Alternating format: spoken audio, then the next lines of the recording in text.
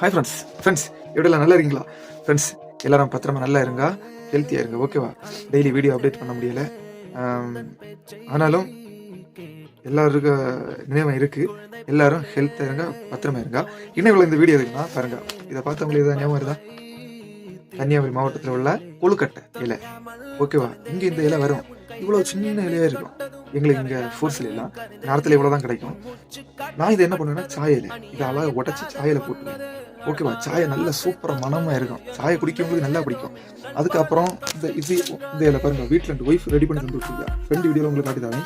இந்த இலை வீட்டில் நட்டுட்ருக்கோம். கொழுக்கட்டை சுடியுமோ இல்லையோ, நான் இறச்சி நாங்கள் வீட்டில் வைக்கும்போது, மீன் குழம்பு வைக்கும்போது எல்லாம் போடுவோம், சூப்பராக மனமாக இருக்கும், ஓகேவா?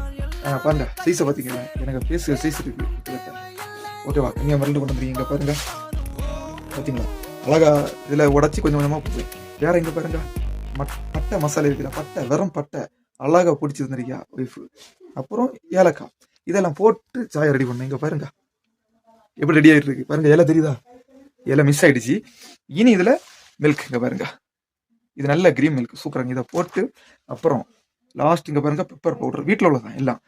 இதெல்லாம் மிஸ் பண்ணி ஒரு சாய் அப்படி குடிக்கும் போது அப்படி ஒரு கிக் வரும். இது இப்போ ஈவினிங் டைமு. இனி எக்ஸசைஸ் பண்ணி நைட்டு காஃபி இருக்கு, காஃபி பிளைன் காஃபி தான், பிளாக் காஃபி ஒரு கப்பு குடிச்சா அப்படி கொஞ்சம் ரிலீஃபாக சூப்பராக இருக்கும். நீங்களும் ட்ரை பண்ணுங்க, ஓகேவா? ஓகே ஃப்ரெண்ட்ஸ், பார்ப்போம். ஹெல்த்தியாக இருங்க, பாய், ஜெயஹிந்த்.